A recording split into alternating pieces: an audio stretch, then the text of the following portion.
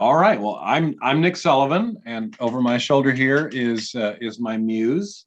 Haven't named her yet. Maybe folks who are watching this in the comments, tell me who we should name my muse here.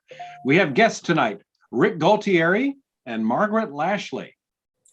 Rick is, I don't know where to begin with the amount of books this man has written. He's been writing his books since 2011, has multiple series. We'll be asking about all of them. And Margaret Lashley, fans of tropical authors will know that she is a tropical author with some tropical books, but she also, and the reason we asked her on, has this freaky Florida mysteries. And I have seen skunk apes and mothmen and all sorts of things in that. So we're going to be asking some questions about that. Back to you, Wayne. I get to tell my skunk ape story again. I think our viewers have had enough of that, but we can do it again. I want to hear it. I told somebody the story at NINC, and they were both science fiction fantasy writers, and it was a husband and wife team. And I really got into it. I did all the the hand movements and everything. I had them on the edge of their seat for 30 minutes. Is it a true story, or were you just joshing? Yeah, no, it's a actual true story. Oh, I've encountered the skunk ape. But, I have too, but it was a family reunion.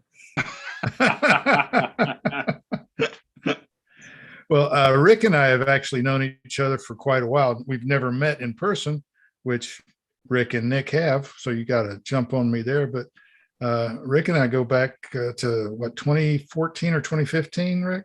Yeah, thereabouts. We're some of the old timers of the indie crowd there. Yeah, but did you guys meet on K-boards?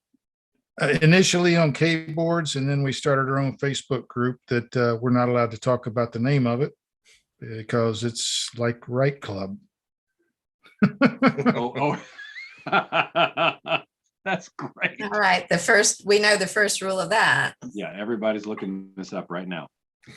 Yeah, we've both been. It's a really small group. It's only about 30 members, and only about 10 or 12 of them are active. And it's just a real tight community that's been together for, oh God, 6 years. Yeah, I mean, probably longer than that. I've been a member for 6 years, so probably 7 or 8. Yeah, and I know you were there before me, but yeah. Oh, I thought you were before me. It's a mystery. Well, that's what we're talking about. Yeah, it's a mystery. I'm not going to bother looking up. So, well, this is our November 1st Halloween episode, and what I first want to ask is, because I think a lot of people, whether they're interested in writing or not, are just generally curious about things getting back to normal and how Halloween was. So I'll quickly go and say I had no one at my own house. I went over to a friend's house and we had maybe 15 kids total. So at least there was more than last year, but it was sort of quiet. But how have you guys been? Like, do you have any fun decorations to tell us about? Did you have folks come to your door asking for candy? I don't know. I was at a party. So I went to Spock as usual, live long and prosper. Excellent. We had our usual 8 or 10 kids, 4 small groups. We live in a small neighborhood, so there's only like 4 or 5 couples that have little children. So we look forward to seeing them every year, and they grow. We normally go all out on Halloween, but this year was low key because last month we lost about 20 years worth of Halloween decorations, costumes, all that stuff. So pretty low key, which probably was a good thing because we had a pretty low turnout. I mean, we had groups of kids for a couple hours, but it started late and it ended early. And I still candy. Yeah, you survived a recent hurricane, is that right? It wasn't even a hurricane when it hit us. But, Tropical storm Ida. Yeah, it was slammed into New Jersey. A ton of rain. Yeah, if anybody watched footage talking about, oh man, look at New Jersey. I saw pictures of Rick's neighborhood, and that was the sort of thing that the news people were taking shots of. It was astonishing what I saw. Yeah, it went by, made landfall in the Gulf Coast somewhere, right? New Orleans, somewhere around New Orleans, and just went up through the eastern United States, way inland. But the whole way it was just sucking moisture out of the Atlantic, just dumping tons of rain on everybody. Yeah, to have a hurricane come up, like make landfall and just go up, that way, and then just like hit us from from the west. Like we've kind of had storms like that before, but usually it's like no big deal, and it just hit us like a brick to the face, a very wet brick to the face. Yeah, you had. I mean, I looked at pictures of the street from your window, looking out to the street. The water was up to the almost the tops of the windows of a couple of those cars. It looked like. Yeah, we had close to 6 feet behind my house, and I've lived in this neighborhood for 20 years, and it was easily the worst I've ever seen. Oh, yeah. I mean, I mean, years ago we had Sandy come through, and we got lucky in that we only got a couple big branches knocked down. It really didn't do too much, but this thing, this tropical storm just came in and just utterly, I can't even say out of nowhere, but I don't think anybody expected it to to just hit us that hard. Well, they started. I remember there was a COVID briefing, the local thing they all do, and someone came into the governor and leaned over and was like, "Brr, brr, brr, brr," and he's like, "Okay, we're going to now declare a state of emergency." I think it caught everyone a little off guard in terms of how long it was going to sit on top of New Jersey and New York. But we're getting off the Halloween topics. Before I forget, I'm looking over your shoulder, and I have to know, what on earth is that? A marionette? What is over your right shoulder? Well, that is my muse. That is Controller 13.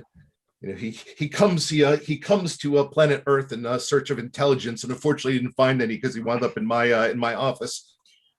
Is he wearing a Captain America shield on his head? What is? No, he's wearing a rainbow poop hat on his head.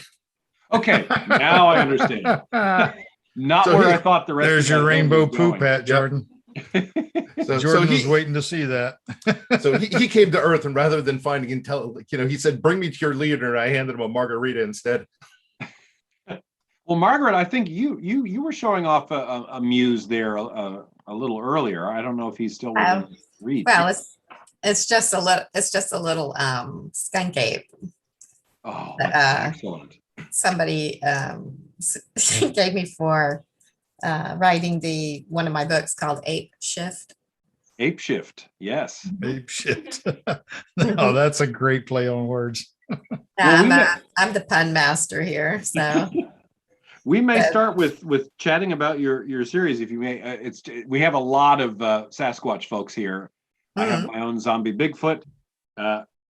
Rick here, I was at a horror signing, and I now have Rick's Bigfoot Hunters. Ooh, if you've read my zombie Bigfoot, you would definitely like this. We also have my personal favorite, Sense and Sensibility and Sasquatch, which is a more short piece. Oh my God. Okay. Well, here, so. And there's Ape Shift. Yes. This is Ape Shift. Well, tell us about your freaky Florida mysteries, and I've got a few specific writery business questions about it too. Okay. But how do you classify it? And well, it's fun. Audience? Yeah, my audience is a mixed bag of nerdy kind of absurdists, humorists like me, and we're all starting to find each other because I don't write about unpleasant topics in the world. This is really more like it's the anti-paranormal book, which is what I've been called too. But if you took like a early days X-Files, where they're trying to figure out if any of this stuff is real or not, and then so if you put kind of a low-class Mulder and Scully in an RV and then added Larry the Cable Guy begging them, and in a monster truck. That's kind of where we are with that. It's I'm a native Floridian. All my family, as I come from true redneck stock, and so I grew up with all of these kind of people, or that whole true Florida craziness, and I know a lot about the backwoods and things. So this is kind of it's really a really humorous book. It's mostly trying to be trying to tell the tale in a different way, with a very sarcastic woman who's had a tough life, who joins up with a ruined physicist who is on the run in an RV, and we're not really sure why, that he's a conspiracy theorist and knows everything about everything. And then her cousin, who is the kind of Florida man personified, jerky kind of guy, that just throws a wrench in the mix. And he's extremely annoying to her, but he ends up saving the day half the time, or saving her half the time. But then he's also just wants you want to pull your hair out over some of the stuff that he does. So, and that's just life, isn't it?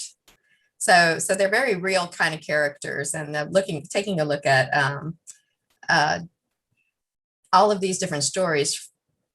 But we go through facts, and most everything that the nerdy scientist guy says is a true fact, or at least is common belief researched. So I do a lot of research for these books, but then there's his crazy ideas about what things could be, and then I try to add a spin to it. And sometimes these things turn out to be real, and sometimes they find out they're like smoke and mirrors kind of thing. So, but it's a lot of fun, tons of snark, and tons of interesting facts you wish you never knew. Well, You the latest one. you touched on a couple of things, a couple of very Florida specific things. And being a Floridian myself, I had to grin. In a lot of parts of the country, when you call somebody a redneck, you're insulting them. But we Floridians wear that with a badge of honor. Oh, heck yeah. Yeah, A redneck is just an entrepreneur with no money. exactly. And then Florida man, of course. I think everybody in Florida knows Florida man, but outside of Florida, he's kind of a mystery. Yeah, for sure. Yeah, but I mean, I think it's becoming more well known that Florida man is generally not from Florida originally. That would be an interesting title for a book. What? Just the Florida Man series.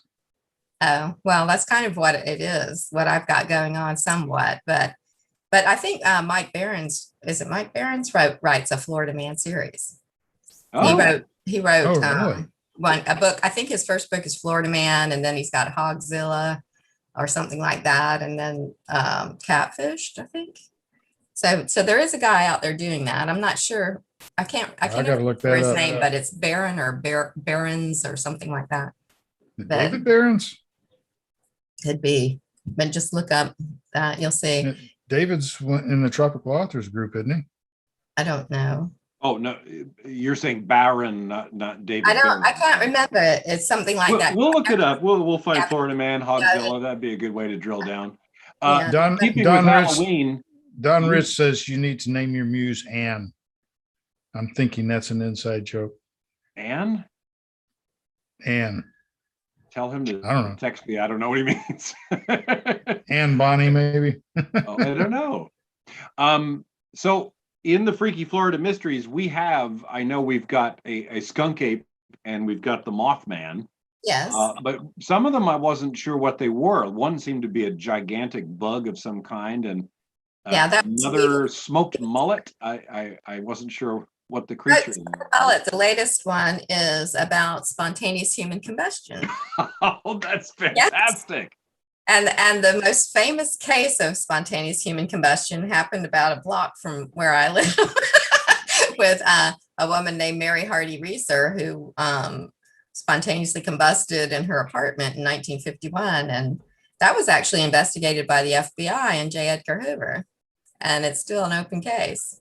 I Oh, remember wow. as a young kid getting crazy cryptid sort Yeah. of mystery things out of the library, reading about spontaneous combustion and Oh being my God. afraid it was going to happen.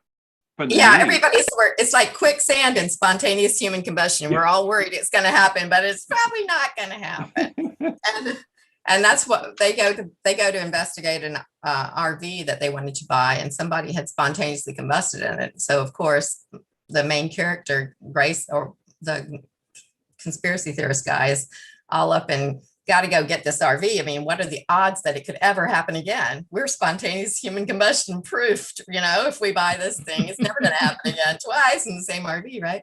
So, so I kind of we go through all the different theories in the book of the going rate theories of why this all happens. And then of course we have to add our own. And that's kind of what we do at the end. Grayson adds his own kind of theory, and they're always plausible, but they're also tiny bit crazy. so that's what makes it fun. Yeah, and so there's a little bit of crazy romance going on between Bobby, the woman, and Grayson, the physicist, and he's a big nerd, and she's like, oh my God, this guy's hopeless. He's got no game or whatever. But then he's also her boss. So there's some crazy romance kind of stuff trying to happen. But you were asking about the books. One of them is about portals. Opening up and swallowing people, and Weevil Spirits was the one about the possible, how they have all of these cicadas, these generations of cicadas, and they have mega years of cicadas where there's the 3-year, 5-year, 7-year, 13-year cicadas. They all come together all at once. But this is kind of a thing. What if there were another like 200-year cicada, right? That was as big as a VW bus or something. And that's cool. Yeah, so things like that. Yeah. So and Dr. Prepper was pretty much about the prepper people and the crazy prepper people in Florida. So gotcha. Yeah. So anyway, well, yeah. Rick, tell us a little bit about you. You've certainly you've got cryptids, you've got werewolves, you've got the undead, you have the occult. I imagine there's a Necronomicon or two in there based on the overall name of one of your main series. What can you tell us a bit about your Halloween-ish books? Well, I mean, I am ultimately a fantasy / horror writer, so I don't like to dwell in reality too much. When I read, I want to escape, and sometimes I want to escape next door, but most of the time I want to escape at least a couple doors down. So that's pretty much my thing with writing. But yeah, I mean, I cover a bunch of stuff. I mean, I have my biggest series is called Tome Bill, and it's horror comedy. Basically, it's this foul-mouthed nerd. His foul-mouthed nerd buddies. He gets bitten by a vampire, becomes one of the undead, discovers that there's this supernatural underworld that's right next door to ours. Except he's a jerk and his friends are jerks, and they can't they can't help but mouth off. So of course, all these creatures which takes themselves, these ancient beings which takes themselves way too seriously, decide, we probably should just kill this guy because we don't really like him. And yeah, it's him trying to survive in this world, but it's also him basically falling victim to his own he pretty much deserves every beating he gets. That's kind of really what it comes down to. Now, is he just a vampire, or has he picked up some other afflictions along the way? All right, so the main character of that is his name is Bill Ryder. And he is a vampire, but it turns out he is a rare type of vampire. And he's a vampire that is known as a free will. And they're called that because he has a fairly unique ability to resist being compelled or ordered about by elder vampires. And that's how the vampire community kind of maintains order, is that the older vampires, pretty much don't give the younger vampires much sway. It's kind of like you do as you're told because you have no choice. And now they have this jerk running around who they can't order about and they can't control. And he's just causing chaos wherever he goes. So that's kind of his main thing. And it turns, you find out a little later on that he also has the ability where vampires mostly drink living blood. Well, they entirely drink living blood. If they drink the blood of another undead, it winds up making them violently ill. It's just not compatible, except he has the ability to do that. So if he bites another vampire, not only can he like survive, but he gets a temporary power boost, I guess, on par with their own abilities. So that's kind of like, his secret power is that if he winds up biting another vampire who might be older and a lot more powerful, he can kind of temporarily get that boost from them and kind of bring his own power level up. That's good. The bad is, I mean, this guy's a geek. He's not like, he's not like ex-military or like, or a ninja or anything. So even like, becoming like a lot more powerful, he's still liable to just get the crap kicked out of him because he doesn't know how to fight. Now, the Tome of Bill universe, is there a tome? Is there magic in it? Are there foes that are different than the vampires that they deal with? Oh yeah. I mean, the first book in it is called Bill the Vampire and primarily is about vampires. But as you get further into the series, you learn that there's a lot more out there. There's witches, there's wizards. Bill is disappointed early on to learn early on. He's like, werewolves are a thing too. And he's pretty much told, no, that's not real. What do you mean werewolves aren't real? There's stories out there for like to go back centuries of werewolves being real and people, and he's pretty much told, well, yeah, people get high and they see things that aren't there. It doesn't make it real. But the main foe winds up being actually the vampires have been in an age-old war with Sasquatch. Oh, I didn't know that. Yes. Okay. So the vampires control the cities. The big feet control the woods, and neither really is supposed to kind of go into the other because, well, then all-out war will spark. Well, that transitions to something you have a more serious, although I got to say I laughed multiple times, so you probably can't help yourself being funny. The Bigfoot Hunters here is certainly less lighthearted than the Bill series. It's more of action adventure, creature feature. Oh yeah, there's 3 books in that series. That's called Tales of the Crypto Hunter. And they're all basically creature rampage books. It's Bigfoot Hunters is the first, Devil Hunters is the second, which that kind of covers my hometown cryptid, the Jersey Devil. And then in the final book, Kraken Hunters, I delve a little bit into your guys' spaces, and that takes place down in the Caribbean. Oh, excellent! Yeah, we kind of got lazy and didn't do it, but we're planning on doing sea-related horror books for tropical authors in the month of October next time when we have more time. Well, Kraken Hunters is based off the legend of the Luska, which I forget, back in the early, I think it was the early 1900s, a corpse washed up on the beach of St. Augustine. You can look up the St. Augustine monster, and for the longest time, people postulated that it was essentially the corpse of a giant octopus that would have been about maybe 150 feet, in length. These days, well, with better technology, I think it's been kind of more dismissed as just like whale blubber, or. But that it's based off of that cryptid. Wow. Well, you mentioned the Jersey Devil, which is down there in the Pine Barrens of New Jersey. And this is interesting because Margaret was talking about one of her books being about portals.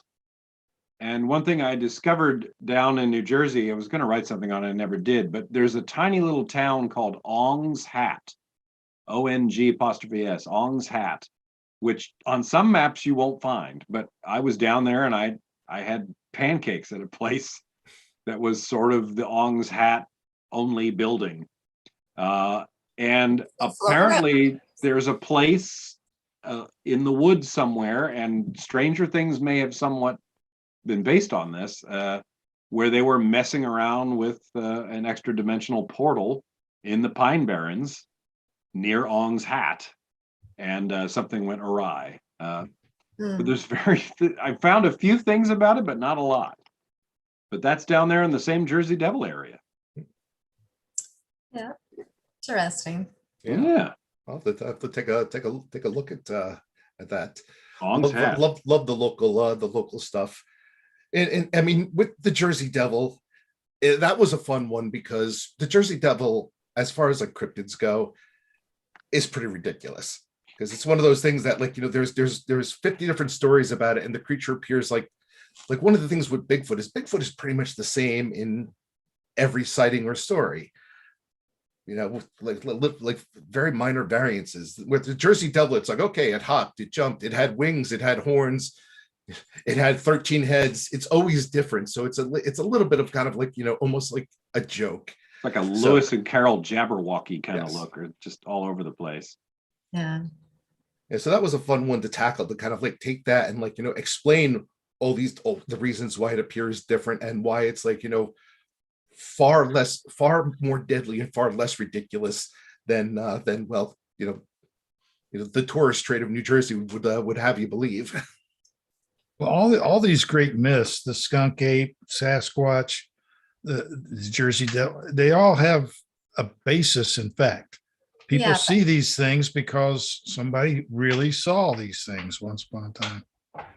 I think you're right. Wayne. I mean, the Chupacabra is one that I'm planning on putting on, and it has a couple of different phases. One set of people in Puerto Rico think it looked more like a kangaroo with fangs and horns and stuff, and then the Chupacabra here in Florida is supposed to be more like a dog or coyote type looking thing with kind of elephant skin, not much hair on it, and fangs and things like that. So I don't know. There's a mythical creature on Andros Island in the Bahamas, and I can't remember what they call it, but it lives in the rocks around the blue holes.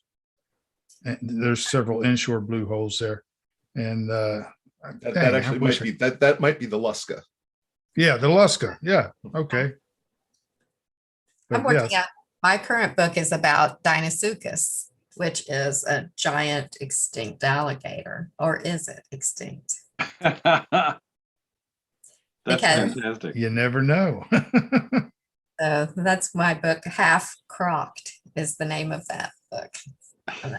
You come up with some great titles. That's cool. Thanks. Like I said, I'm like the weird pun master. My fans have gotten used to it. So I usually will give them 4 or 5 names to pick, and they decide which one I'm going to use. So Are your the Freaky Florida books, are they available in audiobook? the very first one is Mothbusters, as well as in the first book in my other mystery series. But you know, as when you pay as you go, sort of, you know, it costs like $2,500 per book to do those. I did the first 2 books, and you know, they've paid for themselves, but you know how interest, you know, the first book is a sorting out, and the next book is going to, you know, your read through on that is going to be less. But I don't know. I mean, to me, I look at the daunting idea of spending, you know, $50,000 on getting audiobooks done and think, yeah, I don't know. But Well, I'm we were like talking earlier. lazy about Nick is on the 3rd of 4 books that he's producing for me in 4 weeks. Mhm. And so, yeah, it's expensive, but Yeah. I think it's worth it. I mean, to have all the formats on your product pages. I totally get that way, you know, but I have to look at it and think, you know, it's just me. I have enough money. These books bring me plenty of money. I'm happy about it. And I think, I don't know, maybe I should spend the money doing it, but I don't know if the interest is really there. Maybe it would be. I mean, I get people asking for them, but how many people say I do the next one and I sell, you know, 300 copies? I don't know. I'm just lazy. I'm on Amazon. I'm in KU. I don't do audio. I don't do Twitter. I don't do any of this other crap. I just want to be left alone, write my books, and not get too branched out there. But I did find a really wonderful person to do the first books, and that was to gauge the interest. But it took about 10 months to get my money back on the first book in each series. And so, I mean, the second. That's not that bad though. That's better than a 10 lot of months. people. Actually. Seriously? Yeah. But, Oh yeah. well, but the second book is probably going to take twice that long, I think. You think that because you think, okay, but honestly, if somebody, especially with the way Audible works and just returning it, if they don't have interest, you're probably not getting paid for it anyway. So I would generally think you're going to have a pretty decent listen through. And I really started making more and more and more money from the audiobooks the more I put out in the same series. Yeah, sure. I mean, Well, got more product, more money, of my course. zombie Bigfoot, which is just sort of solo, I sell maybe one a week. But the deep series, I sell 25 a week. I mean, it through the entire series, though, right? Yes, yeah. Yeah. But that's still, 5, 6, 7 books each per week. What about you, Rick? Do you have any audiobooks out? Yep. Actually, the majority of my books are on audio. The only ones that aren't on audio are kind of my shorter ones. People like longer. How did you make that affordable? A combination. I've paid for some. I got in early. I've been doing this for a while, so I got in early with ACX and Audible when they were giving out stipends. So my main series. That's RevShare, and both myself and the narrator have earned far more than it would have cost if we had paid for it outright. So it's been a very lucrative deal. And then I have I've paid for some others, and then maybe at this point maybe a quarter to a third of them are produced through Tantor. Yeah, I got an offer as well, which I turned down because I'm such a control freak. It's like I worry about having any kind of contract with anybody, which is why I'm an indie, right? And so it's just kind of fun. It's interesting. It's been interesting, but it is rather daunting to sit there and look at having to pay, $2,500, $3,000 per book. And if you go in with an audio producer, one thing you can usually get, and very few of them are going to turn you down, is one, cover approval, because you kind of want that, and two, narrator approval. And I mean, I've had really good experience. I've gotten some grade A talent doing it through Tantor. And one thing I particularly like is they do all the audio proofing. So it's kind of like I hand them the book, as long as it's good in good shape from my end, they do a good shape. And I talk to the narrators. We converse back and forth. Gotta say, I don't think I've done anything with them where I felt uncomfortable. And I'm like you, I am a massive control freak. So the first book I signed off with them, I was just like, this is going to be a disaster. It's going to be a disaster. And then afterwards I was like, hey, that was really easy. I kind of like this. Yeah. Well, and the narrators certainly don't mind not having to do any post work and editing and mastering. So Tantor is an option. Yeah, that's probably the most tedious part. Right now, I just finished listening to 2 of my audiobooks, and tomorrow I'll start listening to a third while reading along. And I've already read these stories and heard these stories, a dozen times throughout the writing process. And it gets to the point where I'm listening to Nick, and he does a stellar performance. He does a fantastic job, but I'm sitting here slowly nodding off. Yeah. I can always tell when you've nodded off, because you'll have a thick amount, and then I'll have like 3 chapters where and I'm like, there's no freaking way. Don't worry. I think that's more a reflection of when you started the recording, because when you first start, you go for 2 or 3 chapters before there's any problem. And then I'm thinking about lunch. I'm like, and then you're thinking about lunch, and you start missing a word or a sentence or something like that. So I can tell what part of the day it was just by listening. I totally know how hard it is, because I recorded half of my first book in my first series. I went to a studio, started doing it myself, and it's a lot of hard work. So kudos to you. But I think that, my books are very much comic timing is needed. Mm-hmm. and the characters need to be in a specific voice, and they need to all sound like their own character, you know. I mean, because my books are very much more character driven than plot driven, even though there's a lot of stuff going on. So I don't know. I mean, I interviewed like 100 people on ACX and found this woman, which I really, really enjoy. But you know, she had nothing to do, and now that she did my books, she's booked. And so I have to wait. But it's, you know, it's also, you know, she's 300 an hour, and it adds up. Yeah. Although Yeah. if you got your book one to pay for itself in 10 months, and you consider that the cost that you incurred is pretty much a direct tax deduction from your 1099 income. No, true. You did pretty darn well. Yeah.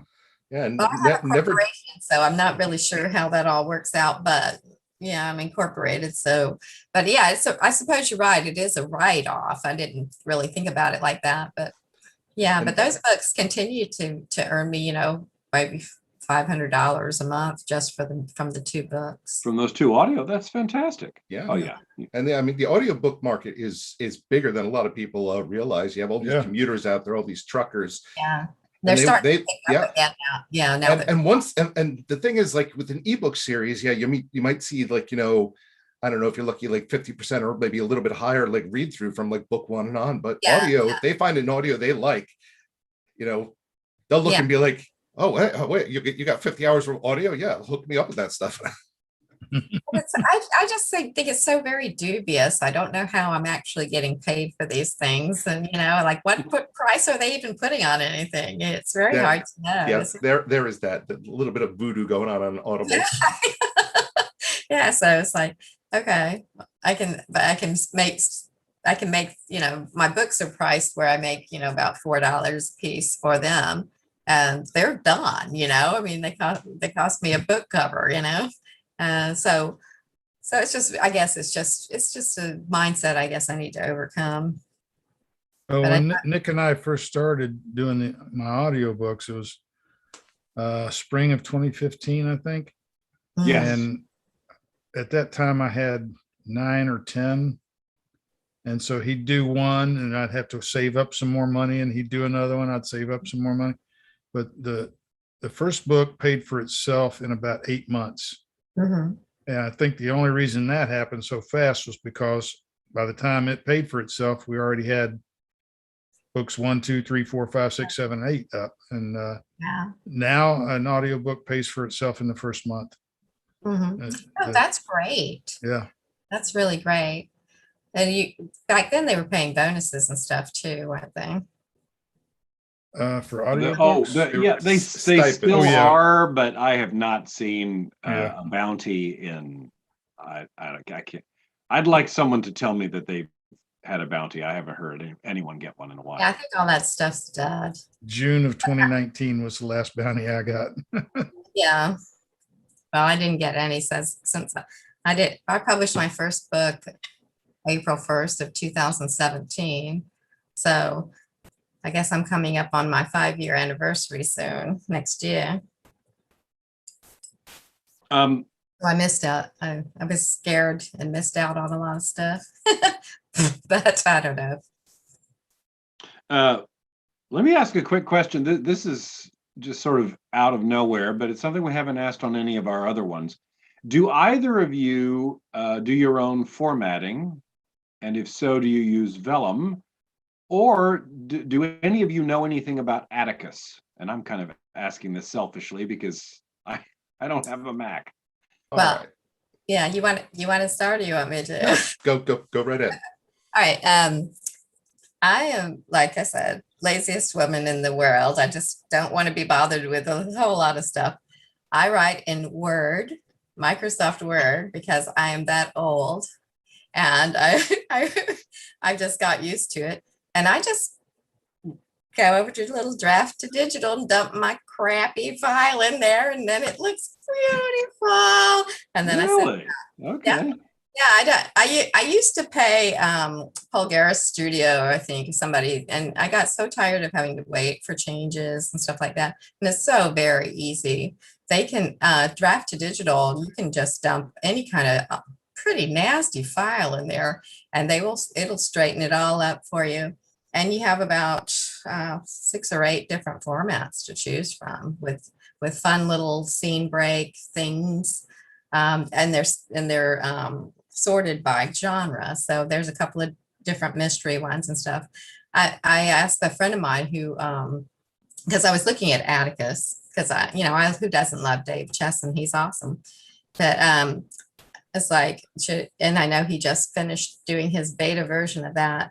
But I sent a friend, should I buy this and start formatting my stuff? And she says, have any of your readers ever called you and asked or sent you a message or on Facebook or anything that they didn't like the format of your book? I'm like, no. Good point.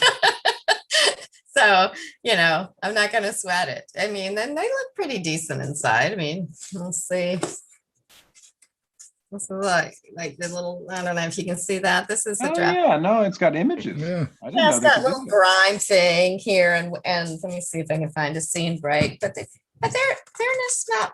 Here's a page with a chapter head and then a little scene break. Okay. And this is like a little grimy thumbprint. And they have a version with a little magnifying glass, like you're looking for a clue. And I use that on my other series. And hey, I'm fine with that. And then the ebook, who cares? They're not going to mess. I mean, but it's so easy, so easy with Draft to Digital, and it costs nothing. It's free. And Rick, do you use Vellum, right? Well, okay, so I come from like a 20-year IT background, so Yes. I know the the technology and stuff. I started off originally like for just manually formatting my stuff in HTML. I don't do that anymore. So Oh my God. so I write in Word for ebook. Actually, Amazon puts out free software called Kindle Create, which they put it out. It outputs in their new KPF format. And I mean, it doesn't make a fancy ebook, but it makes a very clean ebook. So I've been using that for ebook wise. Wow. I have recently switched over to Vellum for paperbacks, but I do own Atticus. I've been part of them since their beta testing. Right now, if you have a PC, Atticus is a really good solution. One thing, and this just comes back to my old IT guy paranoia. I don't like the fact that you upload your file to the cloud and work on it there. I don't like that either. I like local copies. So I'm sticking with Vellum for the time being. Does Vellum do everything I want it to do? Not necessarily. There's a few tweaks I would like to see on that, but I've been very happy with the quality of the paperbacks and hardcover files that the Vellum outputs. Right. My first attempt at formatting was upload the book, go to the look inside, go to chapter 2 and see how many lines of chapter 1 were on the page before, and then go back to the manuscript and add that many blank lines. Because at the time, I didn't even know what a page break was. But now I hire somebody to do my formatting. I'm not a tech guy. I thought I couldn't do that to save my life. I feel much better about myself now. But yeah, oh my God, I'm not a techie either. But with Draft to Digital, oh my God, check that out. It's you'll be shocked and amazed. Is that a subscription service or? No, so it's a free service. Really? Yeah, you upload your book. I mean, they're kind of like an Ingram Spark in that you can also they'll also put, but that's a new thing. They were doing this before they added the kind of publishing part, but you don't have to use the publishing part. But you load your book up and then you put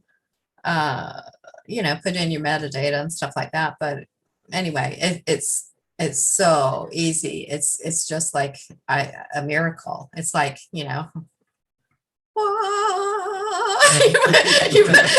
the file in there and it's And so I would totally check that out.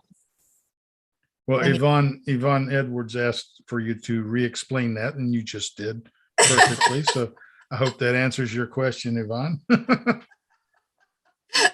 yeah, and it'll take, I think, all kinds of files, but I just send a Word file. I mean, I use a Microsoft Word file, and you do have to so put a table of contents in your Word file, and that table of contents has to be updated and right, but then it'll just sort and do everything for you. It's just awesome. Yeah, it's not hard. If you have any questions, just give me a call. I'm happy to help you out with it. So we got 15 minutes left. This is usually where we want to delve into our YouTube questions. We had one from Yvonne. Do we have any more? No, a lot of people are chatting now. I'm trying to keep up. Well, let's see. I have, so I know from talking to, I was at a horror signing where I met Rick Galtieri, and I understand he goes to what's called Dragon Con, which is this really cool, I mean, it's sort of Dungeons and Dragons, but I imagine there's comic book stuff there. There's all sorts of different things. And I think you've also done some horror cons and such. And as writers, we've all probably done different cons. I know Wayne has done the Key West Mystery Con a number of times. But Rick, what can you tell us about Dragon Con? And are there a lot of authors there? I mean, Dragon Con is probably the largest fantasy convention period. I mean, it encompasses so much more than just Dungeons and Dragons. I mean, you're talking like 100,000 people in Atlanta, Georgia, over I think it's like Labor Day weekend. That's when it happens. So it is huge. As far as authors go, yeah, there's a ton of authors there. Usually we hang out and do some networking and stuff. It's a great con for the experience, and I would say for also the networking. It's kind of an overwhelming con, I'd say, if for somebody like me going down to Atlanta to actually try to do business. So when I do Dragon Con, I try to do panels and stuff, but I'm not usually there to sell.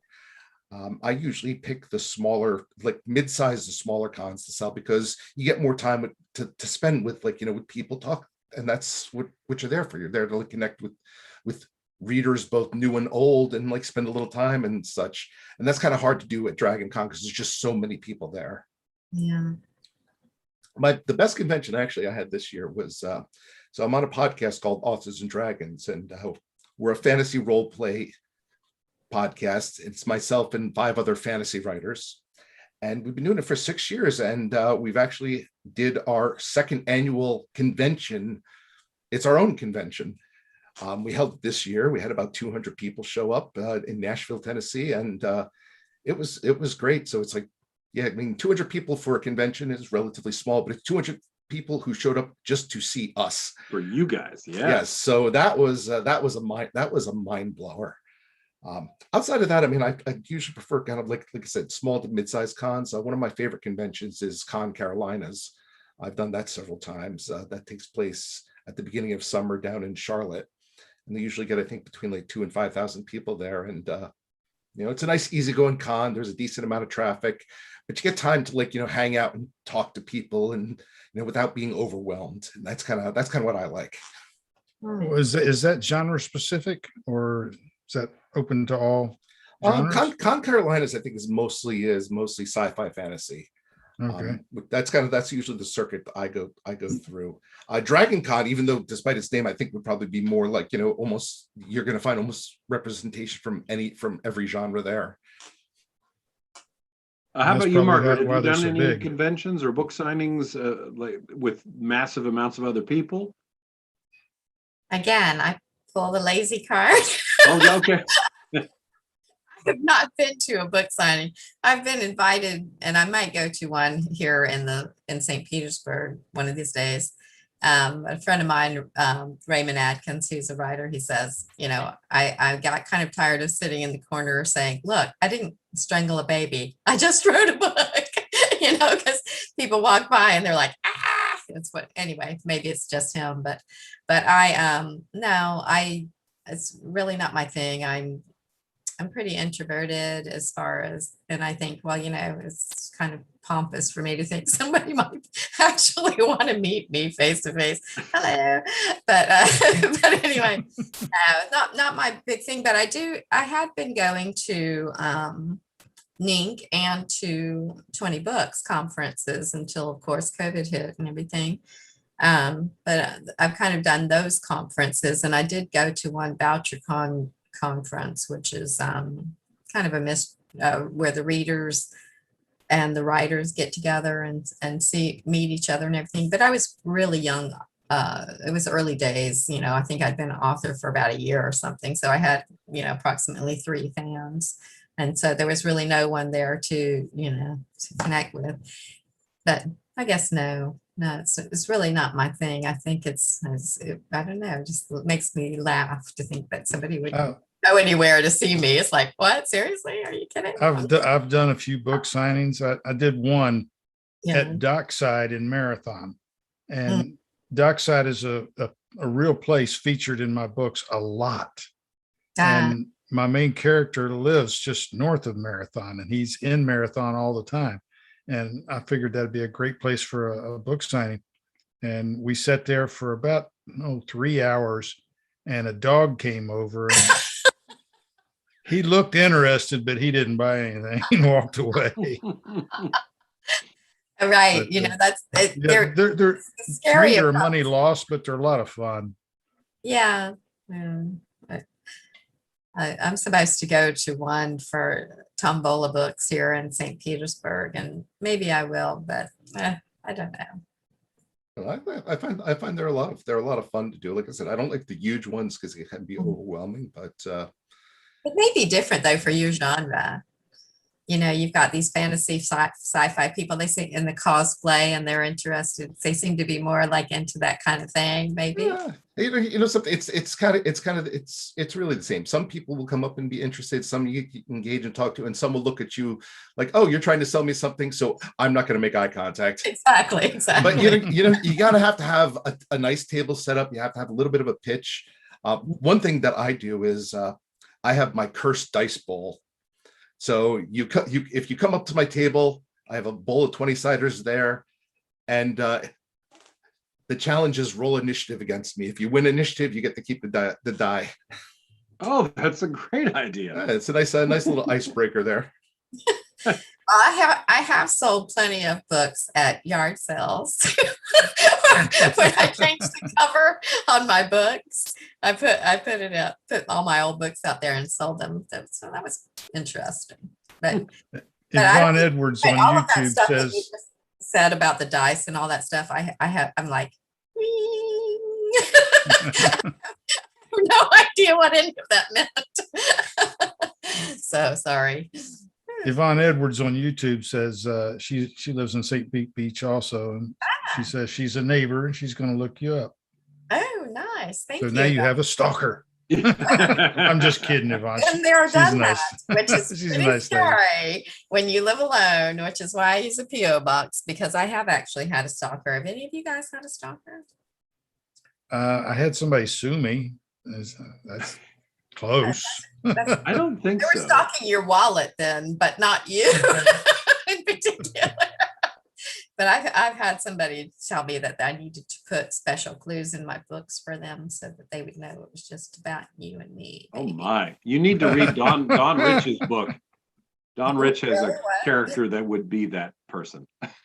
No, His thanks. latest coastal My curse. life is crazy enough as it is. Yes. Okay. I don't need any more fodder to keep me up at night. Anyways. Do we have any other questions there, Wayne? No. Oh, well, Yvonne says, look out. All caps. She's a nice lady. She's been one of my readers for a long time Oh, now. really? Okay. Yeah. All right. So you can send me a photo of her so I can keep Yeah, up. the chat on YouTube is mostly the same people over and over again. Don Rich isn't there. He had to go to dinner. So we're not going to get any more flippant remarks. Hey, Don. Uh, Our friends on Facebook. He likes. I send out a ridiculous post every morning, and so I see him liking them once in a while. Well, I've run through all of my questions. I'm wondering, Wayne, if maybe the Skunk Ape Tale could come out one more time. Well, Because okay. we have two people that write about Sasquatches and skunk apes, so it might be a particular interest. Oh yeah. Okay. well, my tale involves alcohol, of course, firearms, Tales. and a really desolate spot on the western shore of Lake Winder on the Where's St. Lake John's Winder? River. Oh, in the St. John It's in Florida, then Lake yeah, Wine. it's north of Lake Washington in Melbourne, about Yeah. probably 15 miles, probably My- 20 miles shy of Orlando. My new book is set in that area in a little town called Astor. Do you know Astor? Astor? No, I Yeah. don't. That's unusual for me not to know a little town in that area. I know them all. Yeah. But me and two buddies were hunting, which Mm. was our code word for let's go upriver and get drunk. Yeah. And so it was late at night. We were sitting around the fire Mm. and we kept hearing this noise way off in the distance. It sounded kind of like a peacock. You've heard Oh. of peacock before, Oh. but you never hear them at night because That's true. the wild animals will find them and eat them. But it kept getting closer, and the closer it got, it started sounding more like some kind of big cat wail. Mm. And we started getting a little nervous, so we went off in search of more firewood for the fire, crossed over a fence. This is on Duda property, big landowner in Central Florida. And there's an old Indian mound there. And we're standing next to this Indian mound and trying to find some more firewood.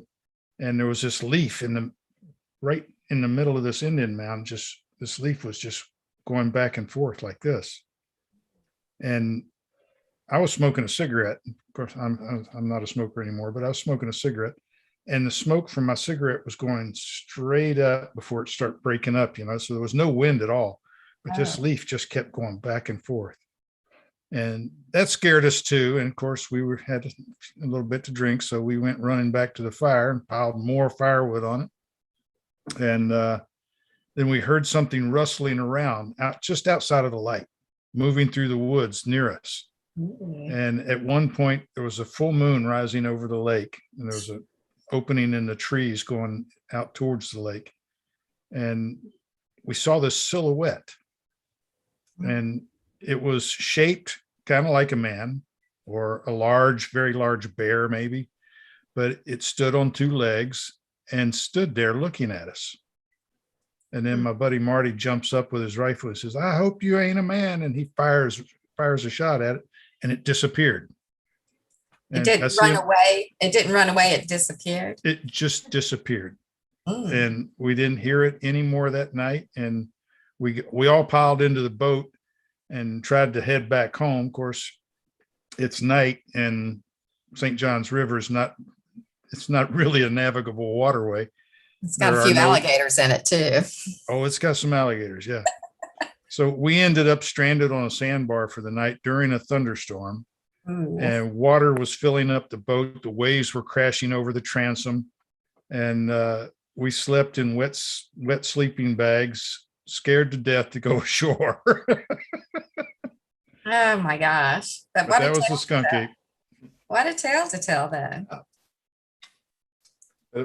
I mean, it had to have been terrifying at the time, but it's a cool story. Yeah. Yeah. It was. I mean, to me, it's a real thing. I mean, I'm pretty sure that we saw something out there. I can't explain what it is. I don't know, but I believe in Sasquatch and Yeti, and there are animals all over the planet that we have never just recently, just 3 years ago, they discovered a new species of shark right here in the low country of South Carolina.